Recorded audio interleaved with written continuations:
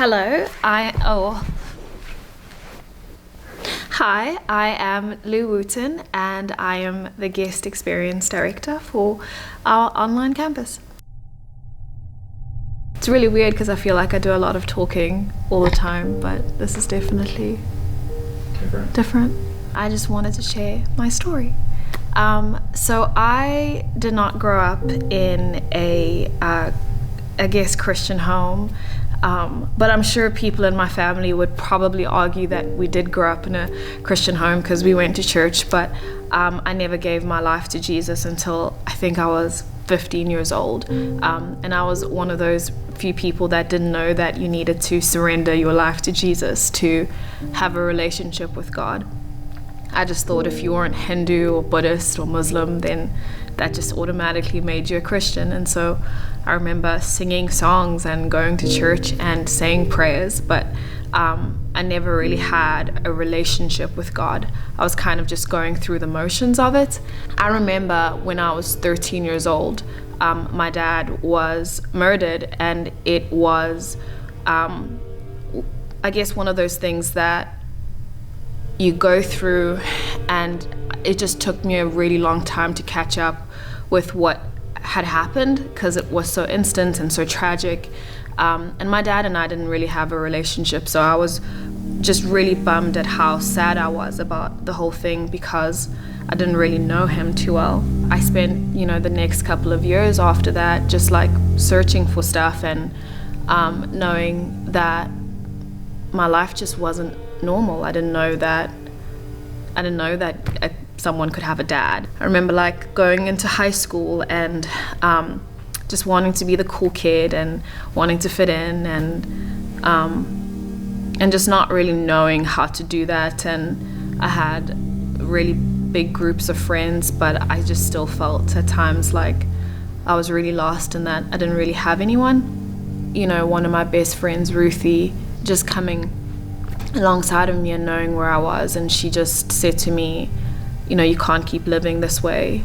And it took me a really long time for me to even just entertain the idea of my life changing because I was just so used to, this feeling of emptiness in a way.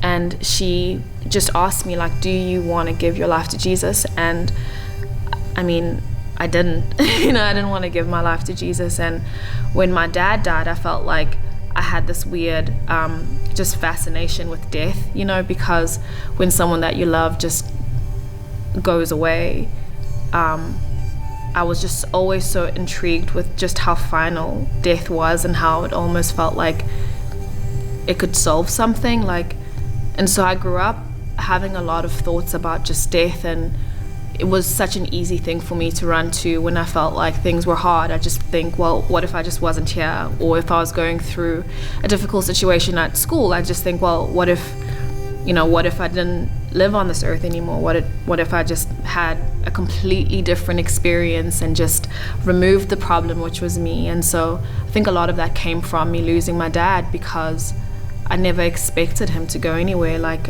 I didn't know that people that, I didn't know that family could just go away. And so it was a really interesting thing for me to just have such a weird fascination with death. And to this day, I'm still really scared of losing things. And, if someone tells me that they're running a little bit late, I'm just like, be careful, because I just don't want you to die. And it might sound so silly, but if someone doesn't message me that they're running late, I just think that something's happened to them. And so it's still something that I struggle with even now, and feel like joy is something that people just think comes so naturally, but I've really found that like joy is something that you constantly have to fight for, because it doesn't always happen that easy. And so when I was given that invitation to accept Jesus, I really didn't want to do it, and my friend spent time with me every single day on a Thursday at 12:30 in the afternoon, and we just read the Bible together, and it was really uncool to do that, and but we just like sat under this tree and she read the Bible with me, and I felt like I got to know Jesus through his word before I even began a relationship with him, because we were just reading and I was just believing certain truths, but I didn't want to completely surrender my life until one day I was just like, you know what, okay, cool, I'll do it. You know, I have enough faith to, you know, take that step. And so she led me to Christ, and it was in her living room. And I remember we just like prayed together, and I accepted God, and my life has never been the same. And it's not necessarily that it's easier. I just at least now have someone that isn't going anywhere. And that really has just been kind of the testimony of my life, is not having a perfect life, not having perfect relationships, but having a God that just isn't going anywhere. And if you knew the fears I have of losing people, you'd know that's why. That's really important. It's really important to me that God is that for me. So I can do all of that all over again, because I felt like I was all over the place. No, that was awesome.